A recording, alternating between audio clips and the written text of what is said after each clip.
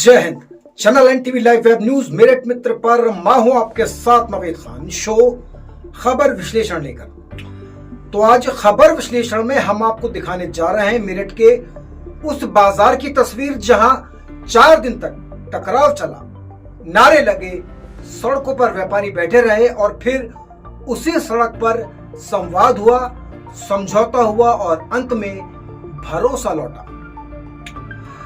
ये कहानी सिर्फ ईंट पत्थर या दुकानों की नहीं है, ये उस सिस्टम की और संवेदना की कहानी है जहां प्रशासन और व्यापारियों के बीच खाई को भरने का काम किया संवाद ने। सेंट्रल मार्केट मेरठ का दिल कहे जाने वाला इलाका, जहां सैकड़ों दुकानों से रोजी रोटी चलती है व्यापारियों की, वहीं 25 अक्टूबर को जब यहां बुलडोजर चला तो सिर्फ दीवारें नहीं टूटी, टूट गया एक भरोसा भी।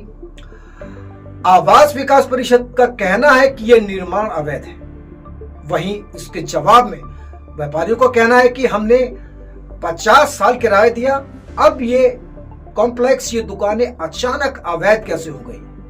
और बस यहीं से शुरू हुआ सेंट्रल मार्केट आंदोलन, व्यापार बचाओ आंदोलन।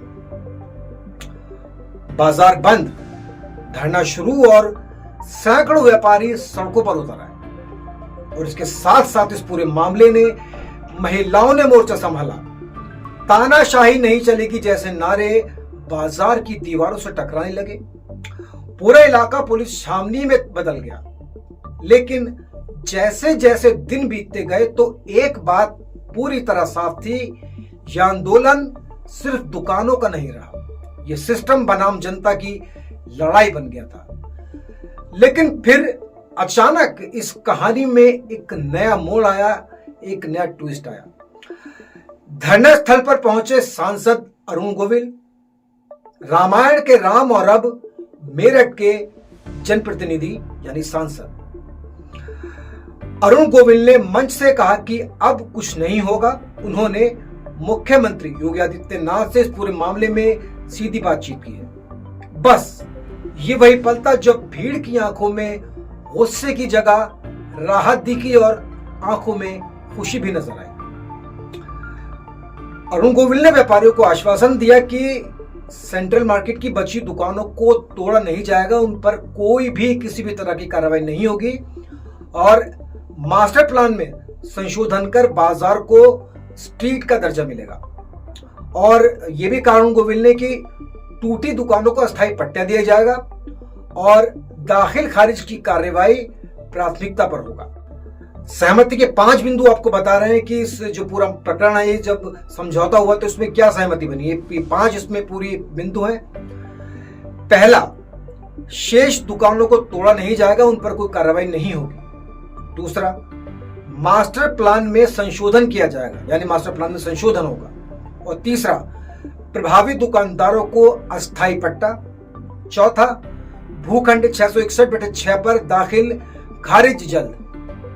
पांचवा, आवास विकास की कार्रवाई पर पुनर्विचार करने का समापन हुआ धरने का। और सांसद ने खुद एक दुकान का शटर उठाया और व्यापारियों ने इस मौके पर मिठाई बांटी। और आखिरकार 4 दिन बाद मेरठ का सेंट्रल मार्केट फिर से खुल गया। लेकिन इस सब के बीच, इस सब पूरी कहानी के बीच एक बहुत बड़ा सवाल उठता है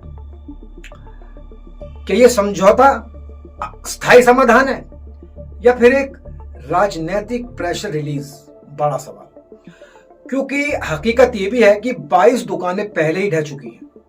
हकीकत है, बिल्कुल सबने देखा किस तरह बुलडोजर चला कॉम्प्लेक्स पर, 22 दुकानें ढही और वहीं 90 और दुकानों को नोटिस जारी है। यह भी सच है। अब देखना यह होगा कि क्या अरुण गोविल का ये राम भरोसे समाधान वाकई सिस्टम की दीवारों पर असर डाल पाएगा।